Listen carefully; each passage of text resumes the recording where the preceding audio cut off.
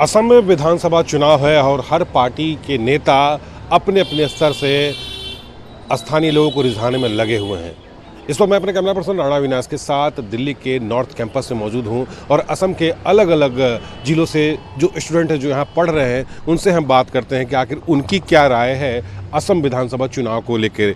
क्या नाम है आपका? अभिनव। अभिनव, आप यंग हैं, इससे पहले भी आपने वोट दिया था, आप युवा हैं, क्या चाहते हैं विधानसभा चुनाव जो इस बार फिर से होना है? एज ए यूथ जो युवा है हमारे असम की हो या भारत के किसी भी प्रांत की हो, हम सभी यही चाहते हैं कि हमारा जो राज्य है, हमारा जो स्टेट है, इंडिया के टॉप 5 में है। और इंडिया के टॉप 5 में आने के लिए 5 कैटेगरीज हैं।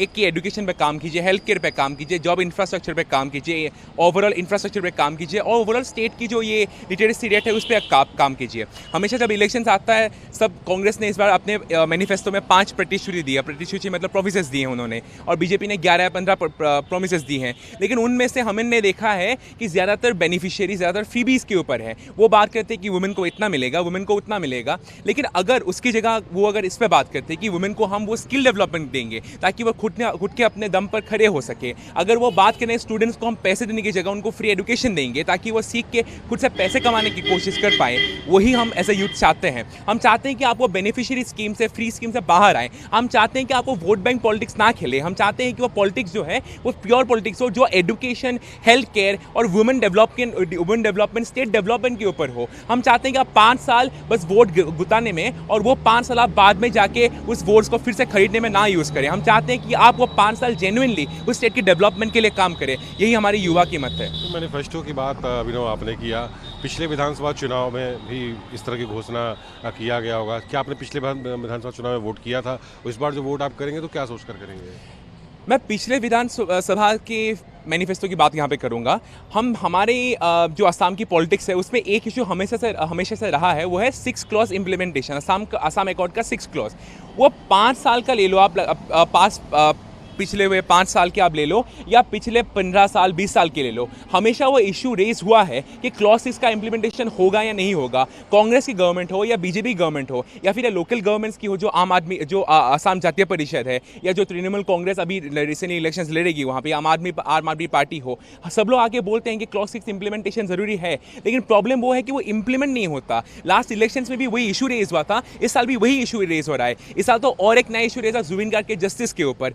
वही जुबिन गार्ग जो हमारे यूथ के लिए एक इंस्पिरेशन के स्वरूप थे, उस जुबिन गार्ग के डेथ को लेकर जब लोग पॉलिटिक्स करते हैं तभी मैं क्वेश्चन करता हूं कि क्या मेरा वोट सच में मायने होगा। आपने मुझे पूछा कि आप किसको वोट करेंगे, मैं आपसे पूछता हूं क्या मेरा वोट सच में मायने रखेगा। वो वोट जो मैं सोच के देखता हूं कि वो पार्टी आएगी पावर में आके कुछ बदलेगी, क्या वो सच्ची में बदलेगी? क्या वो जुबिन गार्ग को सच्ची में जस्टिस दिला पाएगी? क्या वो सच्ची में क्लॉज 6 को इंप्लीमेंट कर पाएगी? आंसर आता है नहीं, वो नहीं कर पाते, क्योंकि उनका मोटिव हमेशा से वो स्टेट के डेवलपमेंट पर रहा ही नहीं है। उनका मोटिव रहा है कि बस इस 2 इश्यूज को मैं रेस करके वोट लेता हूं, 5 साल कुर्सी पे बैठूंगा, और जो हिंदी में कहा जाता है राजा जी अब जीत चुके हैं, राजा जी 5 साल चुनाव में कुर्सी पे हैं, राजा जी 5 साल दिखने नहीं वाले हैं। वही इशू है हमारे असम के इलेक्शंस में भी। वो 5 साल जब हम ये इशू एक होप लेके वोट करते हैं उनको कि हमारी स्टूडेंट्स की जो प्रॉब्लम्स है, जो हमारे रोल मॉडल थे जुबिन गार्ग, उनके जस्टिस को लेकर जो ये इशू है या क्लॉज 6 के इंप्लीमेंटेशन कोई इशू हो, मैं वोट देना चाहूंगा ताकि वो इंप्लीमेंटेशन हो। लेकिन मुझे अंदर ही अंदर ये भी पता है वो वोट कोई मायना नहीं रखेगा, क्योंकि वो इंप्लीमेंट नहीं होने वाला। तो जुबिन गार्ग की यहाँ पर बात हो रही है कि जब उनकी जब देहांत हुई थी, कई तरह के वहाँ पर जांच भी हुआ था और युवा के रोल मॉडल थे। कुछ और युवा स्टूडेंट्स हमारे साथ हैं जो ये भी असम के अलग राज्यों से हैं। असम में कहाँ से आप हैं? मैं नलबाड़ी डिस्ट्रिक्ट से हूँ। अच्छा। और नलबाड़ी जिला। कब से दिल्ली में आप हैं? मैं पिछले 8 महीने से दिल्ली में हूँ। मैं journalism and mass communication student हूँ यूनिवर्सिटी ऑफ दिल्ली में। अच्छा, इस बार विधानसभा चुनाव है, हमेशा से यही होता रहा है, लोकल बनाम बाहरी की बात वहाँ पर हर इलेक्शंस में वहाँ पर की जाती है। तो क्या ये सच में लोकल और बाहरी का कोई लड़ाई वहाँ पर होता है? ये भी कहा जाता है कि घुसपैठिए हैं। घुसपैठिए, बिल्कुल ये सच बात है कि असम का डेमोग्राफी दिन ब दिन चेंज होते जा रहा है, और ये एक ऐसा नहीं है कि अभी इस साल में ही हुआ है।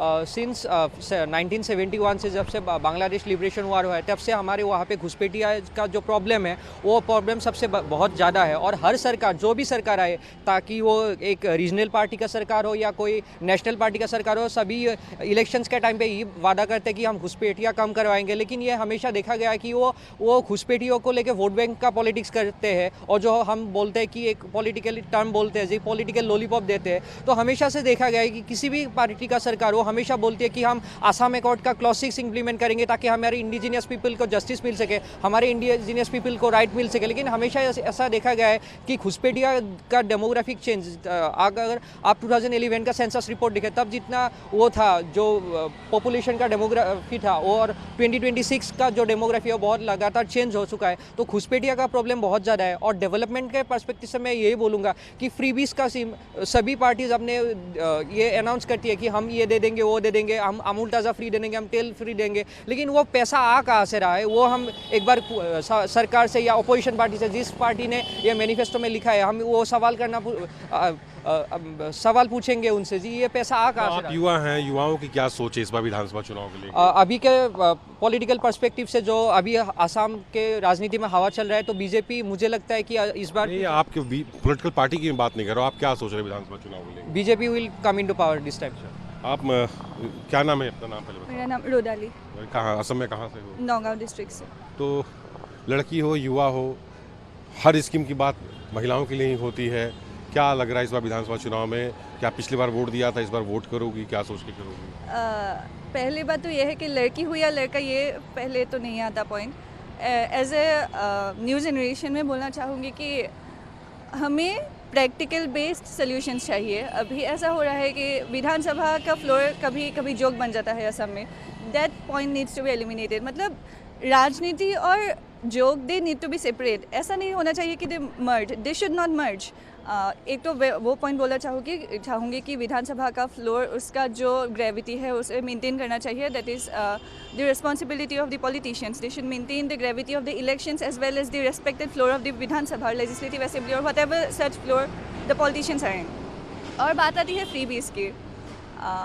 फ्रीबीज जो लड़कियों को मतलब एम्पावर करने को चाह रहा है, that is a good step. मैं बहुत प्रशंसा करूँगी उनकी, लेकिन I think the major step should be to equalize both the power, both the positions of the male and the female. ऐसा ना हो कि सिर्फ लड़कियों को ही क्यों मिल रहा है, मिले तो दोनों को मिले तो ऐसा हो कि दोनों को समान अपॉर्चुनिटीज़ मिले। और शिक्षा को लेकर क्या कहोगी?